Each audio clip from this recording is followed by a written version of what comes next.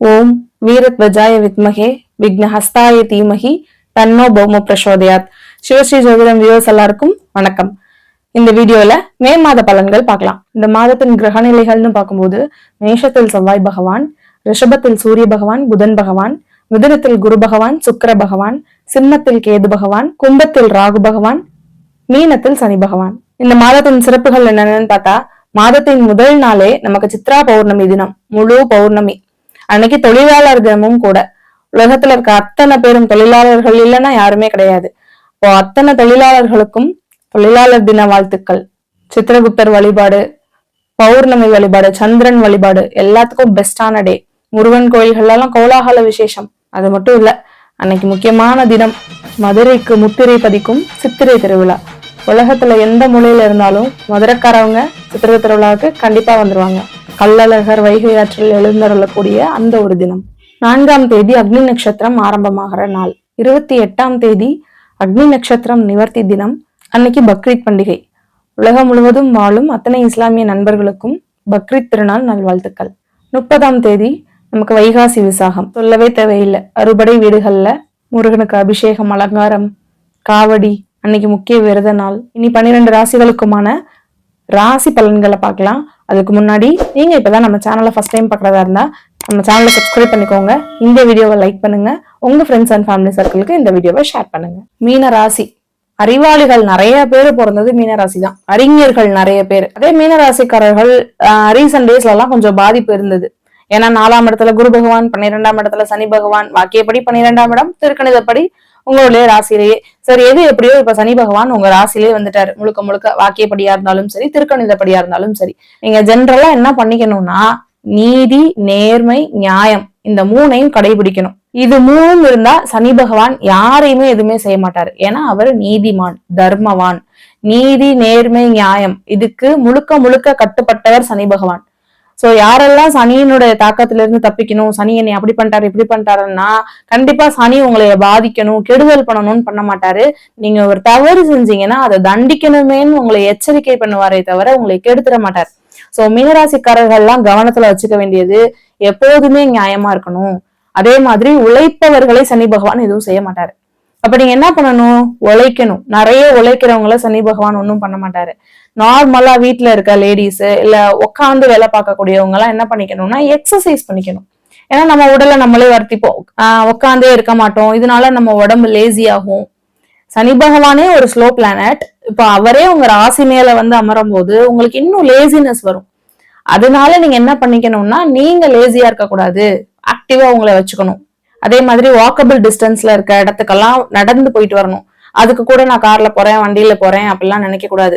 லக்ஸரிய தவிர்த்துட்டு உடல் உழைப்ப அதிகப்படுத்தணும். நீங்க இந்த சனி பகவான் உங்க ராசியில இருக்க வரையும் நீங்க இதை ஃபுல் அண்ட் ஃபுல் மைண்ட்ல வச்சுக்கோங்க. ஜென்ம சனி, 7.5 சனி அப்படிங்கிற பாதிப்பு உங்களுக்கு கிடையவே கிடையாது. 2ஆம் இடத்துல செவ்வாய் பகவான் ஆட்சியா இருக்காரு. 2க்குடையவன் தனஸ்தானத்துல தனாதிபதி ஆட்சியா இருந்தா பணத்துக்கு பஞ்சமே இல்லை. பணம் உங்களை தேடி வரும். நீங்க லட்சாதிபதி, கோடீஸ்வரர் அப்படின்னு கூட சொல்லலாம். சோ பணத்துக்கு எந்த தட்டுப்பாடும் இல்லை. நிலையான வருமானம் உண்டு. உங்களுடைய வருமானம் எப்படி இருக்கும்? நிலையான வருமானமா இருக்கும். நார்மலா ஒரு ரோட்டு கடையில இருந்து பிசினஸ் பண்றவங்களும் சரி, அன்றாட கூலி வேலைக்கு போறவங்களும் சரி, ஒரு நாள் 10 ரூபா கிடைச்சா அடுத்த நாள் 100 ரூபாய் கிடைக்காதான்னு ஏங்குவாங்க. அப்படிப்பட்டவர்களுக்கு கூட உங்க வருமானம் நிலையா இருக்கும். ஏன்னா தனாதிபதி தனஸ்தானத்துல ஆட்சியா இருக்காரு. பணம் வந்துகிட்டே இருக்கு, கவலைப்படாதீங்க. 3ஆம் இடத்துல சூரிய பகவானும் புதன் பகவானும். உபஜய ஸ்தானத்துல சூரிய பகவான் தாராளமா இருக்கலாம். இருந்தாலும் சூரிய பகவானுக்கு அது ஒரு சிறிய மறைவு ஸ்தானம். ஆனா அவர் எங்க பாப்பாரு? பாக்கியஸ்தானத்தை பாப்பாரு. சூரிய பகவான் பாக்கியஸ்தானத்தை பாப்பாரு. அப்போ ஃபர்ஸ்ட் ஒரு சின்ன டிஸ்டர்பன்ஸ், சின்ன தடங்கள் நடந்து அதுக்கப்புறம் உங்களுக்கு பெரிய சக்சஸ் கிடைக்கும். இப்ப சூரியன்னா யாருங்க? ஆளுமை கிரகம், அரசாங்க கிரகம். அப்ப முயற்சிங்கிற ஸ்தானத்துல சூரிய பகவான் வந்து அமர்ந்திருக்கிறது, அரசாங்க கிரகம் வந்து அமர்ந்திருக்கிறது. இந்த டைம்ல யாராவது புதுசா ஒரு கவர்மெண்ட்டுக்கான எக்ஸாம்ஸ் எழுதணும், இல்ல கவர்மெண்ட் கான்ட்ராக்ட்காக ட்ரை பண்ணணும், இல்ல அரசாங்கத்துல ஏதாவது ஒரு விஷயத்துக்காக நான் ட்ரை பண்ணணும்னு நினைச்சா இந்த டைம்ல பண்ணலாம்.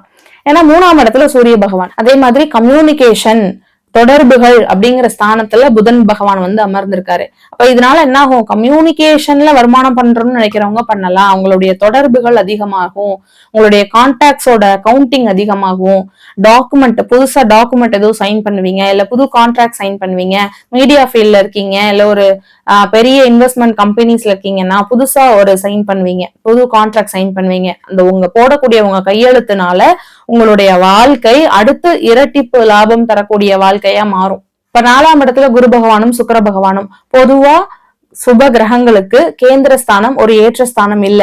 அப்ப சுக்கிர பகவானும் அங்க போய் அமர்ந்திருக்காங்க தான். இதுல என்ன மைனஸ் வரும்னா உங்க சுகம் பாதிக்கும். திடீர்னு என்னன்னு தெரியல, ஹாஸ்பிட்டல் போனேன், வயிறு சரியில்லை, ஃபீவர் வந்துருச்சு அப்படின்னு சொல்லி ஒரு நாளாவது ஹாஸ்பிட்டல் போயிட்டு வரதுக்கான நிலைமை வரலாம். அப்படி இல்லைன்னா ஒரு சுகம் ஏதோ ஒரு விதத்துல உங்களுக்கு பாதிக்கும். வயிறு வலி, வீட்லயே தான் இருக்கேன், வயிறு வலியா இருக்கு, ஒரு நாள் லீவ் போட்டேன், என்னன்னு தெரியல, டயர்டா இருக்கு, ஆபீஸ் போல அப்படின்னு சும்மா ஜென்ரலா உங்க சுகம் பாதிக்கக்கூடிய ஒரு நிலை வரலாம். ஆனா அந்த 2 சுப கிரகங்களும் எங்க பாக்குறாங்க, 10ஆம் இடத்தை பாக்குறாங்க. 10ஆம் இடம் வலுப்பெறுது. அப்ப பிசினஸ் பண்ற அத்தனை பேருக்கும் நல்லது. பிசினஸ்ல ஜெயிச்சிட்டு இருக்கீங்க, லாபம் கிடைச்சிட்டு இருக்கு. ஒரு விதத்துல உங்களுடைய லாபாதிபதி சனி பகவான் உங்க ராசியில இருக்கிறது நல்லது. விரயஸ்தானத்து அதிபதி அவரும் உங்க ராசியில இருக்கிறது நல்லது. அப்ப பயணம் நிறைய பண்ணிட்டு இருக்கீங்க, நிறைய லாபத்தை கொடுத்துட்டு இருக்காங்க. அப்ப தொழில்னால லாபம், குழந்தைகளால் லாபம், மனைவியால் லாபம், இப்படி நிறைய சொல்லலாம். புதன் சுக்கிரன் பரிவர்த்தனை. இப்ப இதனால என்ன ஆகும், 3 குடைவன் 4 குடையனும் அவருடைய ஆட்சி வீட்டுல இருப்பாங்க. அப்ப 2, 3, 4 வரிசையா ஆட்சியா இருக்கு கிரகங்கள். இது பத்தாதா, இந்த மாதம் எவ்வளவு யோகம்னு பாருங்க. 2 குடையவர் 5ஆம் இடத்தை பாக்குறாரு, செவ்வாய் பகவான் 5ஆம் இடத்தை பாக்குறாரு. அப்ப 5ஆம் இடம்னா என்னங்க, குழந்தை. இயற்கையாவே 5 கோடிய சூரிய பகவானும் 3ஆம் இடத்துல. அப்ப இனிமேதான் நாங்க குழந்தைக்காக ட்ரீட்மெண்ட் போலான் இருக்கோம், ஒரு ஸ்டெப் பாக்கலான் இருக்கோம், ஒரு தடவை டாக்டர் போய் செக் பண்ணிட்டு வரலான் இருக்கோம், ஒரு முயற்சி பண்ணலான் இருக்கோம்னா தாராளமா இந்த டைம் போயிட்டு வாங்க. அதே மாதிரி உங்க பாக்கிய ஸ்தானத்தை பாக்கியாதிபதியே பாக்குறாரு, செவ்வாய் பகவானே பாக்குறாரு. அதுவும் அவருடைய இன்னொரு ஆட்சி வீட்டுல இருந்து பாக்குறாரு. பாக்கிய ஸ்தானம் வலுப்பெறுது. அது மட்டும் இல்ல, சூரிய பகவான் குரு பகவானுடைய நண்பர் சூரிய பகவான் அவரும் 9ஆம் இடத்தை பாக்குறாரு. அப்ப எல்லா வழியில இருந்தும் உங்களுக்கு பாக்கியம் காத்துட்டு இருக்கு, பாக்கியம் கொட்டி கிடக்க போகுது. ஜென்ரலாவே மீனராசிக்காரர்களுக்கும் நிறைய கோயில்கள் போயிட்டு வந்துட்டு இருப்பீங்க, நிறைய தெய்வ நம்பிக்கை அதிகமா இருக்கும். சோ இவ்வளவு நாள் நீங்க பண்ண புண்ணியங்கள்லாம் சேர்ந்து இந்த டைம்ல ஒரு பெரிய நல்ல விஷயம் உங்களுக்கு நடக்க போகுது. 12ஆம் இடத்துல இருக்க ராகு பகவானும் 2ஆம் இடத்தை பார்த்துட்டு இருக்காரு. இப்ப ராகுனா என்ன, பெருசு பண்ணி கொடுக்கறது, எல்லாத்தையும் பெருசு பண்ணி கொடுக்கறது. இப்ப 12ல இருந்து ராகு 2ஆம் இடத்தை பாக்குறது இன்னும் பெஸ்ட்.